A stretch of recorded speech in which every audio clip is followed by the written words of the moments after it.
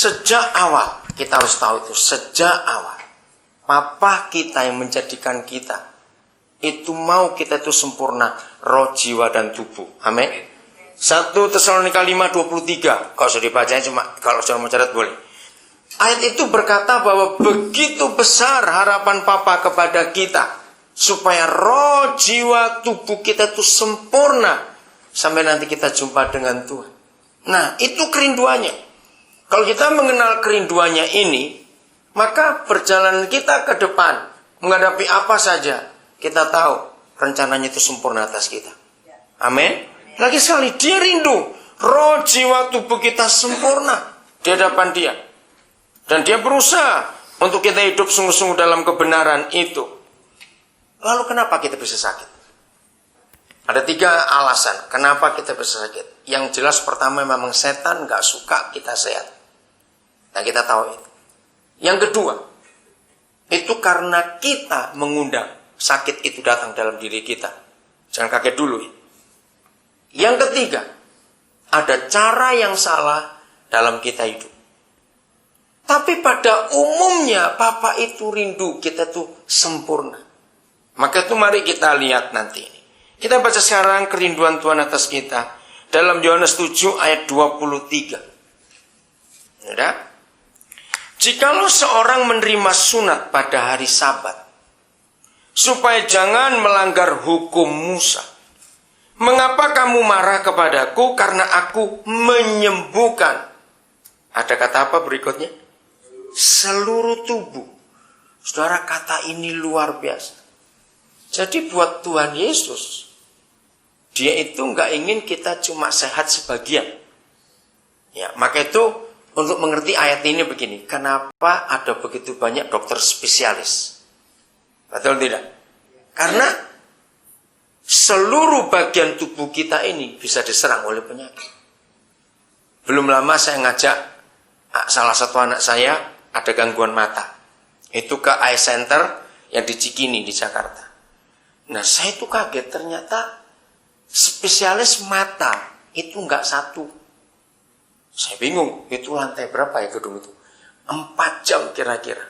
Saya berdua naik turun ke dokter satu ini, pindah lagi ke situ. Karena itu satu kompleks, satu gedung itu khusus mata. Nah, saya hitung hari itu saja. Dalam 4 jam itu ada 6 dokter spesialis yang saya temui gara-gara mata anak ini. Nah, di situ saya baru tahu. Mata aja begitu ribetnya. Bayangkan itu. Nah, belum lagi yang tulang, yang ini, yang itu, semuanya itu. Nah, simpan kata seluruh tubuh manusia. Ini dahsyat sekali yang Yesus buat. Saya ulangi lagi ya. Mengapa kamu marah kepadaku karena aku menyembuhkan seluruh tubuh seorang manusia pada hari Sabat? Saudara, ternyata untuk bisa sehat hanya perlu sebuah kondisi, yaitu Sabat. Ya. Nah, yang salah dari banyak kita, Sabat itu dianggap cuma 1 hari saja.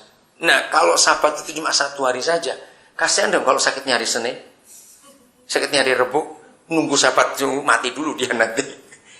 Maka itu kata Sabat itu bukan suatu hari atau 1 hari, tidak. Tapi kata Sabat itu sebuah kondisi. Nah, bahasa awamnya, bahasa umum Sabat itu adalah istirahat. Kan dikatakan dari 6 hari Tuhan bekerja, maka hari ke-7 dia berhenti. Artinya istirahat. Nah, kita tidak lihat kata waktu Sabatnya, tapi kita akan melihat arti Sabatnya, yaitu istirahat. Ayo kita ingat. Apa yang akan diucapkan semua orang yang berkunjung ke orang yang sakit? Kalau saya mau pamit, terus pesannya apa, Be? Banyak istirahat. Betul enggak? Apa arti kata itu? Itu artinya dalam sekali. Banyak istirahat ya, banyak istirahat. Dan itu memang alkitabiah. Yesus menyembuhkan seluruh tubuh seorang manusia, bukan cuma sebagian. Enggak. Maka itu kalau ke dokter, dokter tidak bisa melihat secara diagnosa luar, dia harus periksa ini, periksa itu, periksa itu. Sudah semua nggak bisa juga, pasti yang terakhir MRI atau CT scan. Ini pasti di kepalanya ada sesuatu. Kalau semuanya tubuh tidak. Nah, seluruh tubuh manusia itu sembuh pada hari Sabat. Waktu istirahat. Saudara tanya semua dokter. Kira-kira 80% penyakit yang terjadi dalam hidup manusia, apalagi akhir-akhir ini. 80% kira-kira. Itu bukan karena virus atau bakteri. Ya, tapi karena mental, beban pikiran ini. Bayangkan, 80%. Nah, kalau kita mengambil bagian itu, ternyata firman ini benar. Di mana benarnya? Kalau hanya karena beban pikiran, kan itu perlu istirahat, perlu tenang. Orang nggak bisa tidur. Kalau saudara masih punya harian Straits Times yang 16 Agustus, coba saudara lihat. Itu headline-nya menakutkan. Headline-nya berjudul, saya clipping koran itu. More than 20% Singaporeans are sleepless. 20% orang Singapura itu nggak bisa tidur. Bayangkan. Kenapa? Padahal hidupnya makmur seperti ini. Hidup enak seperti ini. Kenapa nggak bisa tidur? Nah, semua terjadi karena pikirannya. Pikirannya ini. Maka itu kenapa dokter memberi obat penenang. Supaya pikirannya nggak ngomong terus. Jadi kata istirahat itu tidak harus di tempat tidur. Coba, berapa banyak kita pernah ngalami?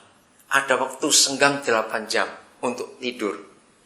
Tapi kalau pikirannya ngomong terus, cuma gelepek, itu lebih capek daripada kerja angkat-angkat barang.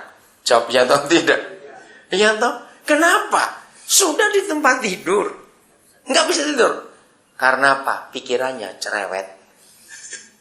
Ini ngomong terus.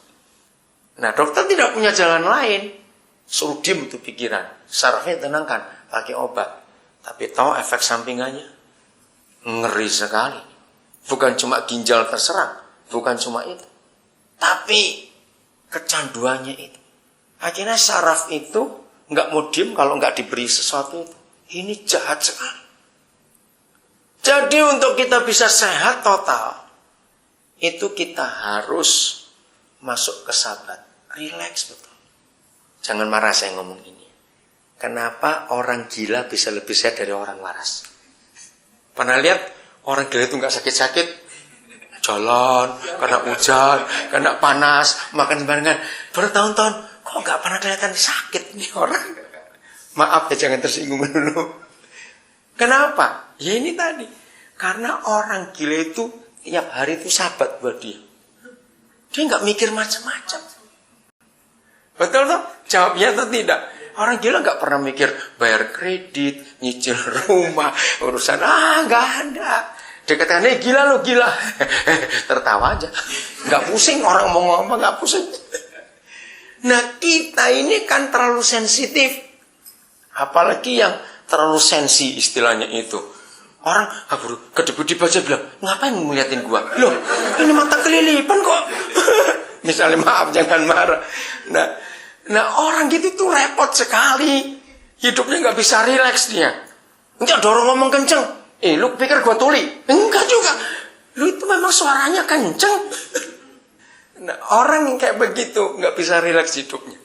Betul tidak saudara? Nah tapi jangan sampai untuk ingin sehat jadi gila dulu, jangan sampai bukan. Tapi yang penting itu pikiran ini. Kenapa istilah Jawa? Wah, bebek jadi orang dablek, tahu kata dablek? Ya enggak, cuek, acuh, nggak ada apa-apa, hadapin saja. Untuk apa kita mesti takut? Nah, maka itu hati-hati dengan yang namanya khawatir.